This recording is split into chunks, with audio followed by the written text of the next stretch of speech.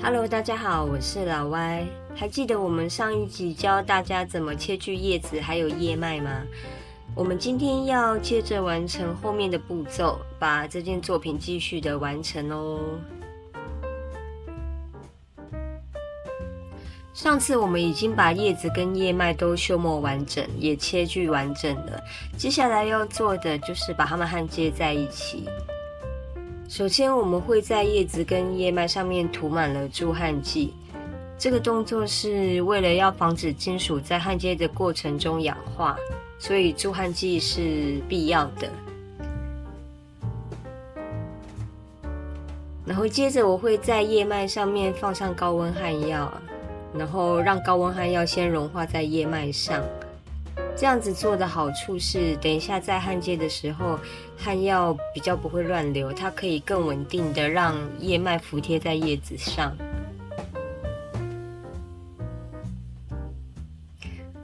关于焊药的种类还有放焊药的方法，我在这支影片里面有更详细的说明哦，有兴趣的可以去看看。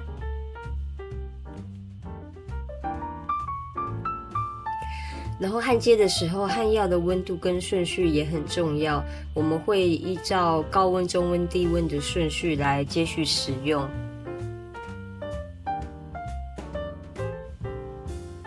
然后我们先把焊药流满在叶脉上面，等它都已经流在叶脉上面了，我们就可以把它准备焊接到叶子上。我们先把叶子上面的助焊剂先加热，让它完全的作用完，然后我们再把叶脉摆上去。那因为助焊剂加热之后会变得有一点粘性，所以我们在调整叶脉位置的时候，金属板要稍微加热一下才比较好移动微调。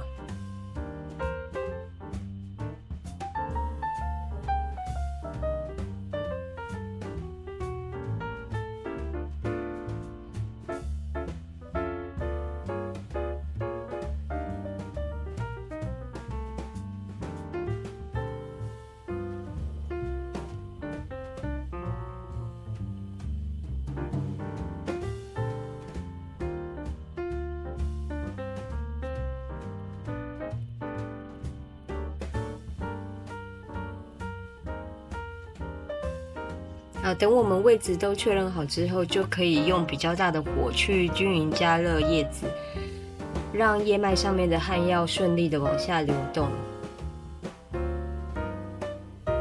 那你会看到焊药开始流动的时候，叶脉就会慢慢的摊平，服贴在叶子上。最后我们只要确认焊药有没有从头到尾都均匀的流满整条叶脉，如果都流得很漂亮，那就焊接完成了哦。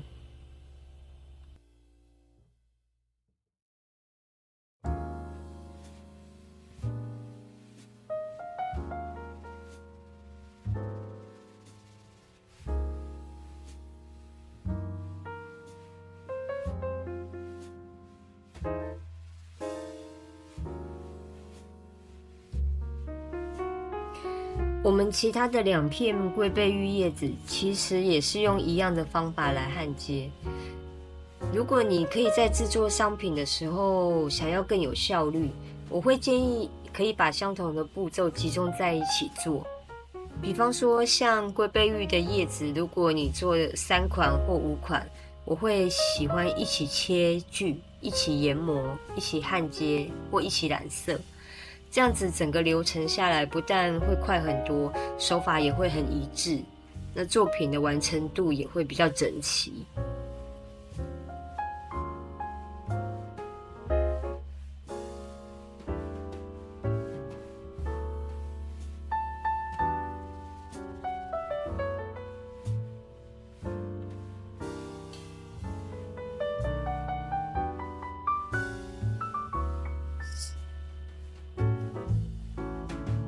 那另外补充一点，我在焊接的时候，通常会在焊接物的下面垫插销，这样子空气可以从底下流动，金属加热的会比较均匀。不过你也可以直接平放在蜂巢板或焊砖上面焊接，都可以，只是因为我用的是鼓风炉，它的火力比较没有那么强，所以我会习惯在物件底下把它垫高，然后让加热比较均匀，也比较快。那你在垫高的时候要注意你的叶脉的高度，也要跟底下垫高的位置要一致，这样你焊接的时候才不会翘起来产生缝隙。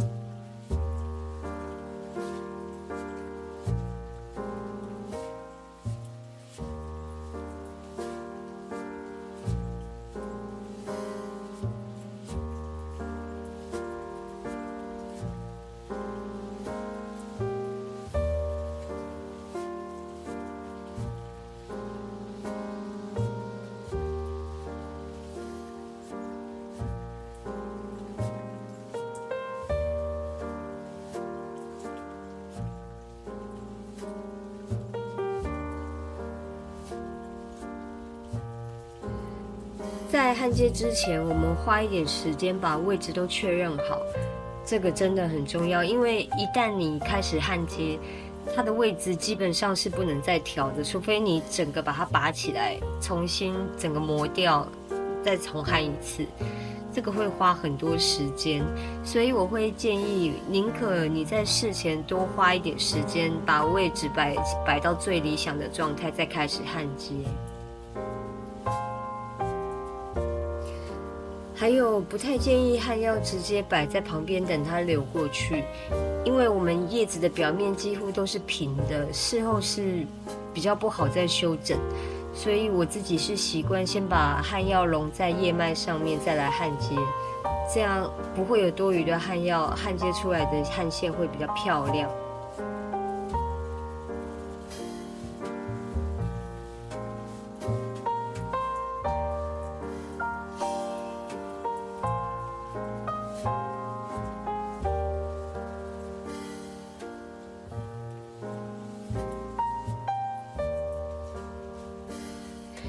我们已经把叶脉都焊接完成，也自栓清洁过了，所以你可以看到我们的焊药几乎没有多余乱流。然后这样子的焊接方式，它不但很稳固，然后也很漂亮。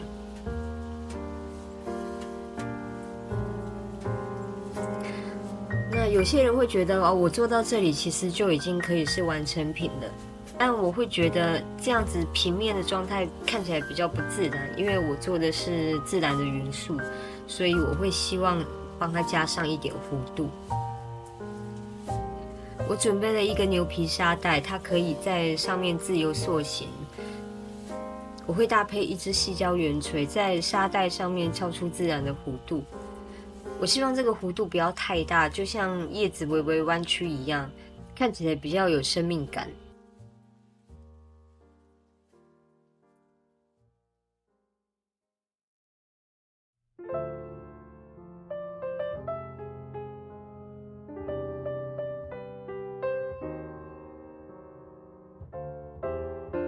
比较长形的叶子，我会让它不只有一个曲面，可能正面、反面都会有一些些微的起伏。这个主要就是要看我手感还有美感，自己慢慢调整。重点是，因为我们表面已经修磨得很干净了，所以尽量不要让金属表面留下伤痕。如果你想要用钳子来处理弧度，你要记得不要直接夹住金属，你要用布包着钳子，或者是像我一样使用细胶钳子或者是细胶锤来制造立体感。我们每一个步骤都要先想好，我们后续有没有机会再修整。如果没有的话，你就要把金属保护好，再来操作。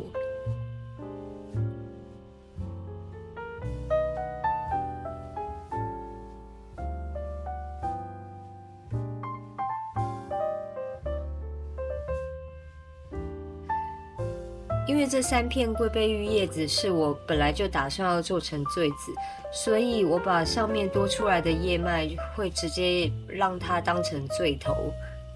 这个你在一开始设计的时候就要先想清楚，你是要做成坠子，还是要做成戒指，还是耳环，还是胸针？因为不同的设定，我们的做法会不一样。那因为我一开始就是设定好要来做坠子，所以我会叶脉的部分把它保留的长一点，拿来当成坠头。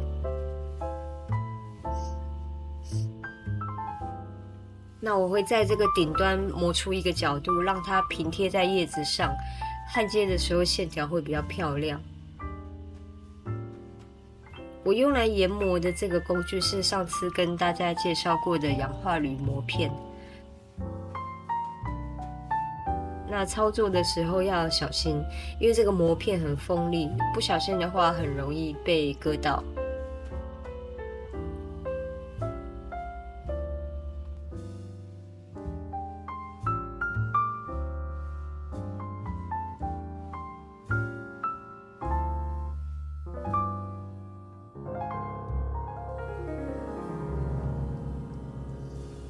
然后我们把刚刚磨好的坠头焊接到叶子上。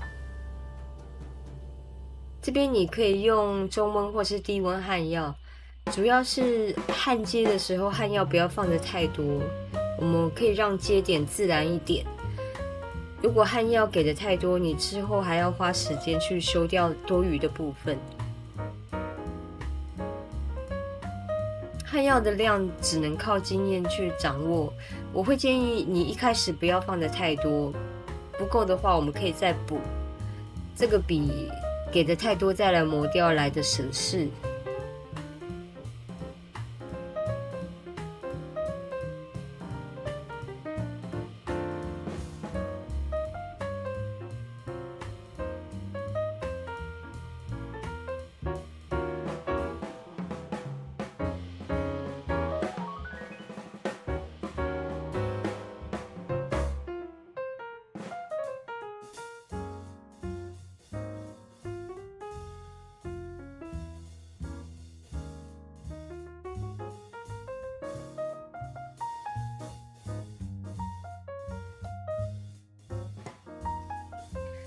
接下来就是化学染色的部分了。我用的这款染色剂是我一直以来习惯用的硫化染色剂。之前也有很多朋友问过，它其实是我在日本买的，所以网络上不太容易找到。但是如果大家有兴趣，可以用这个图片去搜寻看看。这一款染色剂是我自己觉得非常好用，它几乎是一抹上去就可以马上变色。你可以用很细的毛笔去局部的处理染黑的地方，然后也可以整件泡进去染色。然后它可以重复使用，也不需要加热，比传统的硫化钾方便很多，也没有奇怪的味道。我自己很喜欢这一个染色剂，所以不过它的价格是比较高一点啦。染色完成之后，我会用菜瓜布或者是海绵砂纸把多余的硫化物给刷掉，让金属表现出比较自然的光泽。如果熟悉我的作品，应该会发现其实我很少做抛光或是亮面的表面处理。一方面是我个人没有那么喜欢纯亮面的感觉，再来是因为我的作品造型通常都比较适合带一点硫化的质感。也不是说亮面不好，只是纯粹就是个人的喜好美感不一样而已。如果你也想要做硫化的效果，或者是喜欢在表面处理上的手法有一点不一样，你可以在打磨质感的时候用顺向打磨或者是画圈的随机纹路，不一样的手法它会影响你最后的效果。我个人是喜欢比较有机造型的时候，我就会用画圈的乱纹来制造质感。那比较几何造型的时候，我就会用顺向的直条纹或协调纹来制造质感。其实这个视觉上的差异真的非常小，但就是一个 kimoji。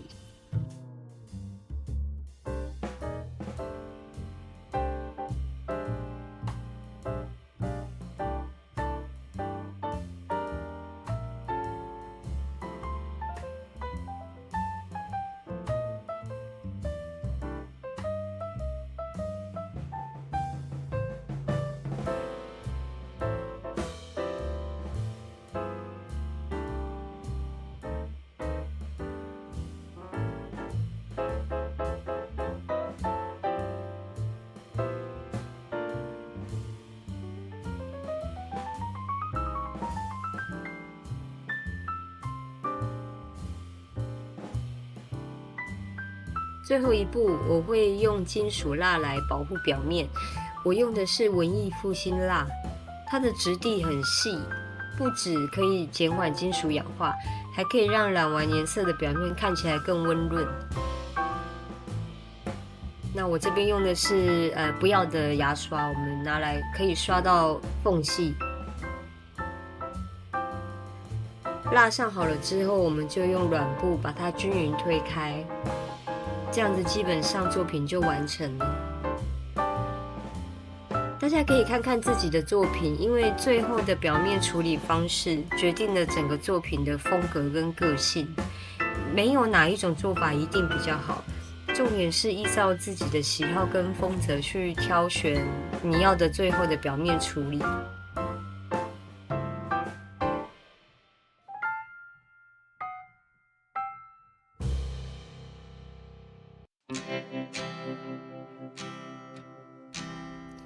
这就是我们这次的龟背玉完整教学。如果大家对做法有任何问题，或者是想要了解更多的细节，都欢迎你在下方留言告诉我。之后我也会分享一些比较基础的制作方式。如果你有想看的主题或技巧，都可以留言再跟我说。那我们今天的影片就到这里咯，我们下次见。